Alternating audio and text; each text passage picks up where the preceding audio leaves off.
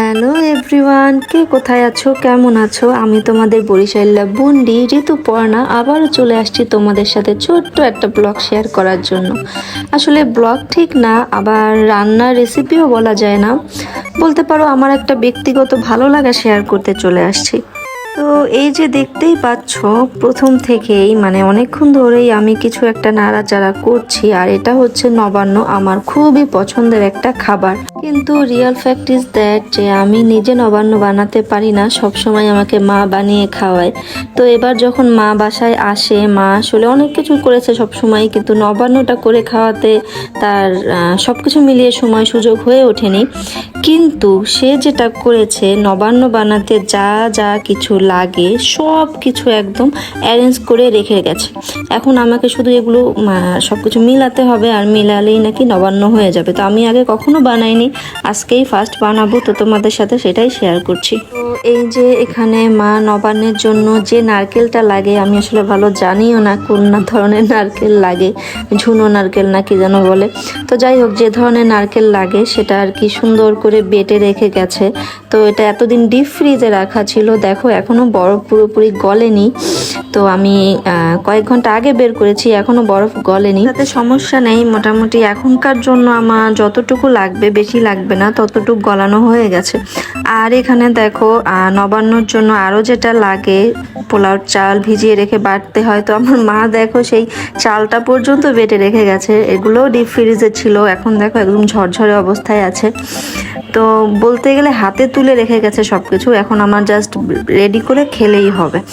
তো চলো সরাসরি আমি দেখাই কিভাবে আমি নবান্নটা বানাবো। যদিও আমি আগে যেহেতু বানাইনি, টেক্সচার কেমন হবে, পরিমাণ কোনটার কি হবে আমি আসলে বুঝতে পারছি না, কিন্তু মানে স্বাদটা তো বুঝি, তো আমি টেস্ট করে করে ঠিকই বুঝে নেব। তোমরা দেখতে পাচ্ছ নবান্ন বানানোর জন্য প্রথমেই আমি একটা মিক্সিং বোল নিয়েছি, আর তারপরে তাতে প্রায় 1 বোতলের মতো জল অ্যাড করেছি, কারণ প্রথমেই আমি চিনিটা মিক্সড করে নেব। তো আমি আগেও বলেছি, বারবারই বলছি যে নবান্ন আমি আগে কখনোই তৈরি করিনি, এটাই ফার্স্ট। তো কোনো কিছুর আন্দাজ সম্পর্কে, পরিমাপ সম্পর্কে আমার কোনোই আইডিয়া নেই। তো আমি বারবারই ইনগ্রেডিয়েন্ট অ্যাড করছি, টেস্ট করছি, আবার মনে হচ্ছে কম হয়ে গেছে, আবারও অ্যাড করছি। তো একবারে কোনো কিছুই কিন্তু এখানে দেইনি। তো প্রথমে এখানে আমি চিনি অ্যাড করলাম, চিনি অ্যাড করার পরে এখানে আমি আদার জুস অ্যাড করলাম। তো আদার জুস অ্যাড করার পরে আমার মনে হলো যে আদা কম হয়েছে, পরে আমি আদা বাটা আরও অ্যাড করছিলাম। আর এরপরে সব পুরো জিনিসটা মিক্সড করে নিচ্ছি একটু। চিনিটা পুরো গলে যায়নি, কিন্তু আসলে বানাতে বানাতে চিনিটা গলে যাবে, কোনো সমস্যা নেই। আর এখন আমি প্রথমে 1/2 কাপ চালের গুঁড়া অ্যাড করছি, আর সেই সাথে 1/2 কাপ সেই নারকেল বাটা অ্যাড করছি। তো প্রথমবার এগুলো আমি প্রথম মেশানোর চেষ্টা করছিলাম, তো আমার মনে হলো যে একদম পাতলা হয়ে গেছে। যদিও আমি নবান্নটা একটু পাতলাই খাই, আমার শাশুড়ি মা আবার খুব ঘন, একদম মানে কি বলে, একদম গ্রেভি গ্রেভি করে নবান্ন বানায়। তো আমার আবার ওই রকম ঘন নবান্ন পছন্দ না, আমার একটু পাতলা নবান্নই পছন্দ। তবে প্রথমবার মেশানোতে আমারটা বেশি পাতলা মনে হচ্ছিল, এই কারণে আমি পরে আরও নারকেল বাটা, আরও চালের গুঁড়া অ্যাড করলাম। আর এখন খুব মজার একটা জিনিস অ্যাড করব, এটা আমার খুবই পছন্দের একটা জিনিস, এটা হলো নারকেলের ফোপড়া। আমি এটাকে ফোপড়াই বলি, আমাদের বরিশালের অঞ্চলে এটাই বলে। তোমরা কে কি বলো আসলে আমি জানি না, আমাকে কমেন্ট করে জানাইও যদি এটার অন্য আর কোনো নাম থাকে আর কি। এই ফোপড়াটা যে নারকেলটাতে হয়, ফোপড়াটা দেওয়ার পরে দেখবেন যে নারকেলটাতে উপরে একদম মাখনের মতো একটা প্রলেপ থাকে, এক তেলের একটা প্রলেপ। তো এই মাখনের মতো তেলের মতো প্রলেপটাও আর কি চামচ দিয়ে এই নবান্নতে দিয়ে দিতে হবে, তাতে নবান্নের উপরে তেলটা ভাসবে আর খেতে স্বাদটা আরো অনেক বাড়বে। আচ্ছা, নবান্নের স্বাদ বাড়তে থাক, এর ফাঁকে আমি একটা সত্যি কথা বলি। এই যে আপনাদের আমি এত এত টিপস দিচ্ছি, নবান্ন এইভাবে বানালে স্বাদ বাড়বে, ওইভাবে বানালে স্বাদ বাড়বে, আসলে কোনোটাই কিন্তু আমার নিজস্ব জ্ঞান না, আমাকে পাশ থেকে মা ফোনে ফোনে বলে দিচ্ছে, মা যেভাবে বলছে আমি আসলে সেভাবেই করছি, আমি নিজে কিছুই জানি না। তবে আমার একটা সমস্যা আছে, কোনো রেসিপি আমি হুবহু কারোটা ফলো করতে পারি না, একটু একটু মাতব্বরি না করতে পারলে আসলে আমার ভালো লাগে না। আর এই কারণেই লাস্টে গিয়ে এই বেদানাটা আমি অ্যাড করলাম।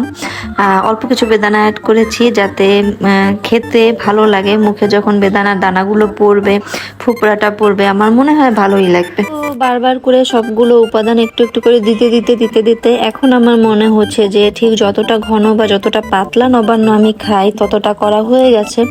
তো এখন আমি প্রথমে এক বাটি নিজে খেয়ে চেক করে নেব যে আসলে সবকিছু ঠিকঠাক আছে কিনা। এই যে আমার নবান্ন রেডি। মানুষ বছরের শুরুতে নবান্ন খায় আর আমি এখন নবান্ন খাচ্ছি। আর এটা মূলত মুড়ি দিয়ে অথবা খই দিয়ে খেতে বেশি ভালো লাগে। আমার পার্সোনালি খই দিয়ে খেতে বেশি ভালো লাগে, কিন্তু ঢাকা শহরে খইটা আসলে ওইভাবে অ্যাভেলেবেল না, পাইনি কোথাও, এই কারণে মুড়ি দিয়েই খাচ্ছি। আর মজার ব্যাপার শোনো, এই মুড়িটাও কিন্তু মাই নিয়ে আসছিল। মানে নবান্ন খেতে যা যা কিছু লাগে সব কিছু মাই আসলে রেডি করে দিয়ে গেছে, আমি জাস্ট মিশালাম সব কিছু।